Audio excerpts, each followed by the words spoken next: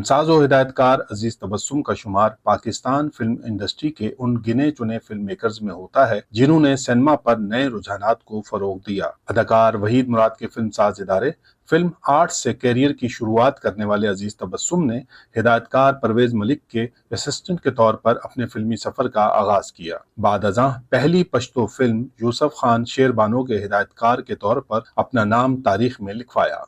अजीज तबस्सुम ने पश्तो सिनेमा पर अपनी जुदागाना शनाख्त बनाई, ताहम उन्होंने चंद उर्दू फिल्में भी डायरेक्ट की। उनके क्रेडिट पर आदम खान दुरखाने, अरमान, कैदी, एहसान, दागज दा मैदान जैसी कामयाब पश्तो फिल्में हैं, जबकि हिम्मत वाला, जंगजू गोरीले और हंगामा जैसी उर्दू फिल्में भी डायरेक्ट की। अजीज तबस्सुम 90 की दहाई में अमेरिका चले गए और हॉलीवुड के एक बड़े फिल्मसाज स्टूडियो से वाबस्ता हो गए, जहां उन्होंने कई बड़ी फिल्मों की प्रोडक्शन संभाली। मेट्रो लाइव टीवी के नाजरीन के लिए हमारी दरख्वास्त पर अजीज तबस्सुम साहब ने अपनी याददाश्तें शेयर करने का वादा किया, जो वफा भी कर दिया।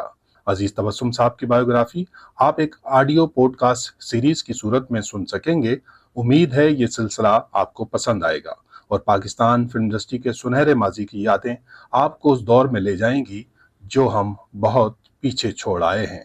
मुलाहिजा कीजिए अजीज तबस्सुम की ज़बानी पाकिस्तान फिल्म इंडस्ट्री की कहानी। मेरे लिखे नावल चोरों की बारात की नाकामी, बल्कि गैर मुतवक्का नाकामी ने मुझे इस खुशफहमी से निकाल दिया कि मैं भी एक आला पाए का मुसन्निफ हूँ। इसका मतलब था कि मैं दौलत, शोहरत और इज्जत हासिल करने के लिए जहाँ से रवाना हुआ था, मैं घूम फिर कर वही आ गया था।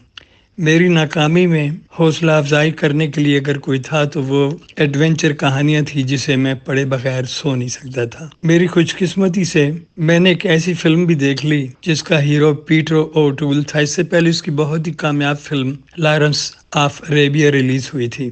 पीटर ओटूल की फिल्म लॉर्ड जिम ना देखता तो शायद मैं कब का हौसला हार कर अपने घर वापस जा चुका होता। मुझे ये फिल्म लॉर्ड जिम देखकर ऐसे लगा जैसे ये मेरी ही कहानी हो। मेरे दोस्त नवाज के अदाकार भाई मुजफ्फर और अगजई से अपनी किताब की नाकामी के बारे में कोई बात किए बगैर, कोई शिकायत किए बगैर मैंने अपना जेब खर्च चलाने के लिए जॉब की तलाश शुरू कर दी। इत्तेफाक से मुझे नॉर्थ नाज़माबाद के लिबर्टी सिनेमा में बुकिंग क्लर्क की जॉब मिल गई। यहाँ भी स्टूडियो के लाइटमैनों की तनख्वाह के बराबर 60 रुपए तनख्वाह थी। यहाँ मेरा एक बहुत ही खुश अखलाक बुकिंग क्लर्क से जिसका नाम आरिफ लाखानी था से तारुफ हुआ। वो गैलरी के टिकटों का क्लर्क था। उसे जब मालूम हुआ कि मैं हर दूसरे दिन ईस्टर्न फिल्म स्टूडियो जाता हूँ तो वो फौरन ही मेरे दोस्त बन गया और वो भी मेरे साथ अक्सर स्टूडियो आने जाने लगा।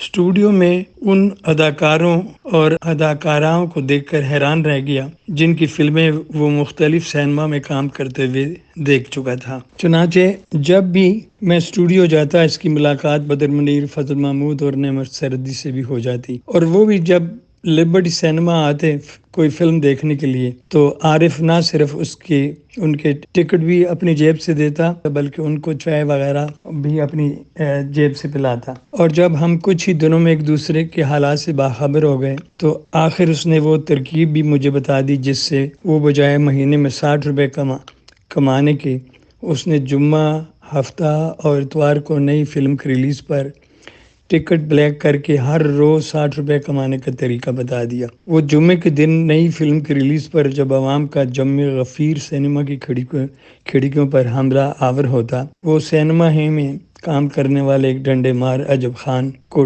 टिकट ब्लैक करने के लिए दे देता था। मैंने भी जब वहाँ बाकायदा काम शुरू किया तो आरिफ के बताए हुए तरीके से सिनेमा के किसी मुलाजिम की बजाय मैंने अपने दोस्त नेमत सरदी के जरिए टिकट ब्लैक करके अच्छे खासे पैसे बनाने शुरू कर दी। कभी कभी तो हम तनख्वाह के अलावा भी 150 रुपए रोजाना के हिसाब से कमाने लगे और इस सारी कारकर्दगी में आरिफ उस्ताद की रहनुमाई और मुआविनत हासिल रही। चंद महीनों की दोस्ती से जब आरिफ को मेरे इरादों का इल्म हुआ तो उसने मुझे मशवरा देते हुए कहा कि कम उम्री और ना तजुर्बाकारी की वजह से कोई भी फिल्मसर, कोई भी प्रोड्यूसर मेरी लिखी कहानी पे फिल्म बनाने का रिस्क नहीं लेगा। बेहतर है कि मैं अपनी لکھی کہانی کے لیے خود ہی سرمایہ کا بندوبست کروں۔ جب میں نے اس سے پوچھا کہ وہ کون سا جادو ہے جس سے وہ ایک فلم بنانے کے لیے لاکھوں روپے کا بندوبست ہو جائے گا، اس نے کہا تم ٹھیک کہتے ہو، پاکستان میں تو ایمانداری سے اتنا پیسہ اکٹھا کرنا ممکن نہیں جس سے کوئی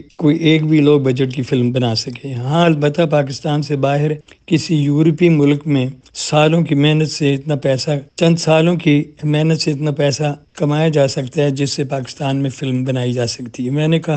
میں نے مایوس ہو کر کہا بھائی عارف، پیسہ کمانے کے لیے تو میں دنیا کے کسی بھی ملک جانے کے لیے تیار ہوں، مگر ہمیں اس ملک میں گھسنے کون دے گا؟ میرے سوال کے جواب میں عارف بھائی نے جو پروگرام بتایا وہ سن کر تو میں حیران رہ گیا۔ اس نے کہا کہ وہ اپنے بوڑھے والدین کی رہائش کے لیے ایک مکان خریدنے اور اپنی جوان بہن کی شادی کے لیے اگر میں تمام زندگی سنیما میں بلیک کر کے پیسہ کماتا رہوں تو اس سے کبھی بھی میرے خواب پورے نہیں ہو سکتے، لیکن میں ہمت ہارنے والا نہیں ہوں۔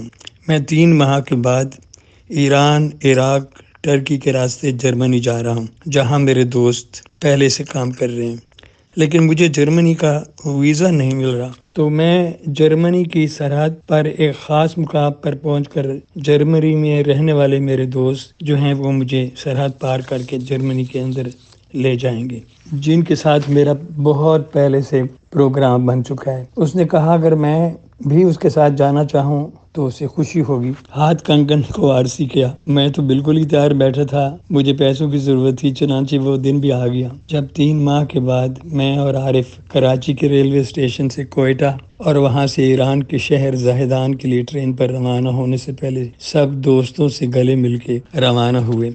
زاہدان سے تہران اور ایران سے 494 میل کا سفر طے کر کے عراق اور عراق سے 16 گھنٹوں میں 1400 میل طے کر کے ٹرکی اور ٹرکی کے بارڈر سے جرمنی کے بارڈر پر ایک جنگل میں ہمارا تھکا دینے والا سفر ختم ہوا۔ جرمنی کے بارڈر کے دونوں اطراف ایک گھنے جنگل میں عارف کو اپنے ان دوستوں کا انتظار تھا جن کو وہ خط کے ذریعے ایک خاص مقام پر بارڈر کے قریب ملنے کے لیے اطلاع دے چکا تھا، اور ہم حفظ متقدم کے طور پہ 2 دن پہلے ہی اس خاص مقام پہ ڈیرا ڈال چکے تھے۔ لیکن بارڈر کے قریب جھاڑیوں میں سوتے جاگتے ہر ایک گھنٹہ ایک سال کی طرح اذیت ناک لگتا تھا۔ کبھی رات کی تاریکی میں بارڈر کے بالکل قریب فوجی گاڑیاں جھاڑیوں پر آنکھوں کو چکا چوند کر دینے والی سرچ لائٹیں پھینکتی گزر جاتی۔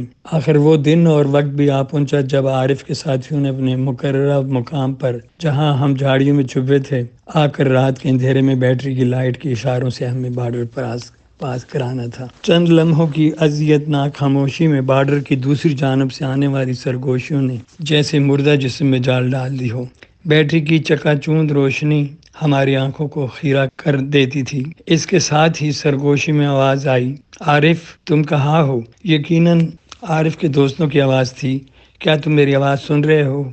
ہاں جمیل بھائی، میں تمہاری آواز سن رہا ہوں، عارف کی سرگوشی میں جواب دیا۔ بیٹری ایک لمحے کے لیے جلی اور بجھ گئی۔ اس کے ساتھ ہی آواز آئی، عارف بھائی رینگتے ہوئے لائٹ کی جانب آ جاؤ، لیکن آواز نہ آنے پائے۔ اب ہم دونوں رینگتے ہوئے بیٹری کی جلتی بجھتی لائٹ کی جانب بڑھنے لگے، اور عین اس وقت جب ہم بارڈر کے قریب لیٹے جمیل کے قریب پہنچ کر بارڈر کی لائن کراس کرنے والے تھے کہ گولیوں کی خوفناک آواز سے سارا جنگل گونج اٹھا۔ کوئی چیخ مار کر دھڑام سے زمین پہ گرا۔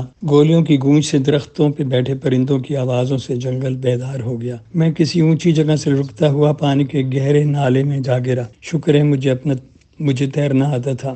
گندے نالے سے نکل کر میں دوبارہ گولی کی طرح بھاگا اور دوبارہ کانٹے دار جھاڑیوں میں پھنس گیا۔ میرے عقب سے لگاتار گولیوں کی آوازیں آتی رہیں، اور قصہ مختصر، چند دنوں کے بعد جب میں کراچی کے ریلوے اسٹیشن پہ اترا تو میرے پیروں میں جوتے بھی نہیں تھے۔ میں برتھ پر جوتے اتار کر سویا تو کسی کو میرے جوتے پسند آ گئے۔ جب بڑھتی ہوئی داڑھی کے ساتھ اپنے دوست نواز کے گھر پہنچا تو وہاں پر بھی ان کے سنجیدہ اور مایوس کن استقبال نے مجھے یہ سوچنے پہ مجبور کر دیا کہ اب اس گھر میں میرے لیے کوئی جگہ نہیں، مجھے رہائش کے لیے کسی اور جگہ کا بندوبست کرنا پڑے گا۔ مجھے ان کے اس رویے کی کوئی شکایت نہیں تھی، کیونکہ ان کو اپنی فلم تم نہ مانو کے فیل ہو جانے سے جذباتی اور اقتصادی جھٹکا لگا تھا۔ میں جب دوسرے دن فضل محمود سے ملا، اسے اپنے ناکام سفر کی کہانی سنائی تو اس نے نواز کے والد حبیب صاحب کے گھر سے میرا سامان اٹھایا اور مجھے اپنے 2 کمروں میں کر لیا گیا، جہاں وہ 70 روپے ماہوار دے کر اکیلے رہتا تھا۔ یہ گھر بھی گول مارکیٹ کے قریب ہی ناظم آباد نمبر 3 میں واقع تھا۔ شام کو جب میں بدر منیر، نعمت سردی اور فضل محمود کو اپنی ناکام سفر کی کہانی سنا رہا تھا تو سب نے میرا حوصلہ بڑھا کر اچھی دوستی کا ثبوت دیا، لیکن فضل نے ساتھ ہی مجھے ایک کام کی پیشکش کی، اور وہ یہ تھی کہ اس نے مجھے اپنے ساتھ ہدایت کار پرویز ملک اور وحید مراد کی فلم ارمان کے ایک کلب کے سیٹ پہ جونیئر اداکاروں کے ساتھ کام کے لیے جانے کو کہا۔ اگرچہ میرا ارادہ کل عارف کے گھر جا کر انہیں جرمنی کے بارڈر پر پیش آنے والے حالات اور عارف سے جدائی کے متعلق بتانا تھا، لیکن فضل محمود کے بے حد اصرار پر مجھے دوسرے دن ارمان کے سیٹ پہ بطور جونیئر اداکار حصہ لینے کے لیے جانا ہی پڑا، اور ویسے بھی میرے پاس عارف کے گھر والوں کے لیے کوئی اچھی خبر نہیں تھی۔ دوسرے دن جب ہم ایسٹرن فلم اسٹوڈیو میں پہنچے تو ایک فلور پر بنے کلب کے سیٹ پر پہنچے تو وہاں پر کوریوگرافر کہہ لیں بہت سی ڈانسر لڑکیوں اور لڑکوں کو کپل ڈانس کی صورت میں سہیل رانا کی موسیقی اور مسرور انور کے لکھے گیت جب پیار میں 2 دل ملتے ہیں کہ انٹرول پر ڈانس کی ریہرسل کرا رہا تھا تو فضل کی سفارش پر اس فلم کے چیف اسسٹنٹ ڈائریکٹر یوسف بھٹی نے مجھے کوریوگرافر سے تعارف کرایا، اور کوریوگرافر نے میرا کپل ایک ڈانسر لڑکی سے بنا کر ڈانس کی ریہرسل شروع کر دی۔ بدر اور فضل نے اپنے لائٹ کا کام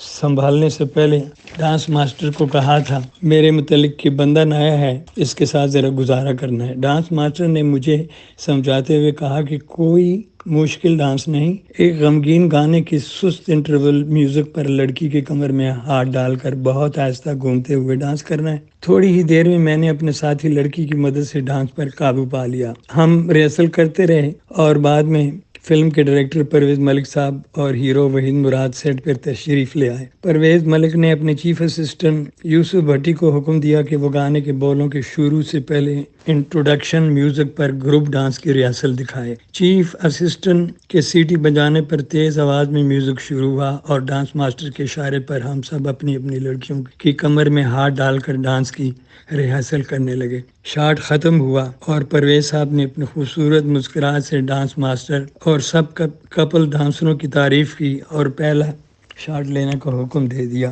ابھی پہلا شاٹ پکچرائز ہونے ہی لگا تھا کہ میں نے دیکھا وحید مراد میری طرف اشارہ کرتے ہوئے اسسٹنٹ ڈائریکٹر سے کچھ کہہ رہا تھا۔ وحید مراد کی بات سنتے ہی یوسف بھٹی صاحب میری طرف آ کر کہنے لگے عزیز بھائی، برائے مہربانی آپ فریم سے نکل کر کہیں بیٹھ جائیں، کیونکہ نہ آپ نے سوٹ پہنا ہے اور نہ ہی ٹائی لگائی ہے۔ واقعی جب میں نے دیکھا تو میرے سوا سب لڑکوں نے مختلف کلر اور ڈیزائن کے سوٹ پہ ٹائیاں لگائی تھیں۔ یہ دیکھ کر میرے پاس لڑکی کا ہاتھ چھوڑ کر ایک طرف بیٹھنے کے سوا کوئی چارہ نہیں تھا۔ میں ساری رات ایک طرف بیٹھ کر لڑکی کو ایک دوسری لڑکی کے ساتھ ناچتے ہوئے دیکھتا رہا اور وحید مراد کو احمد رشدی کے گائے ہوئے گیت جب پیار میں 2 دل ملتے ہیں میں سوچتا ہوں ان کا بھی کہیں مجھ جیسا ہی انجام نہ ہو، ان کا بھی جنون ناکام نہ ہو دیکھتا رہا۔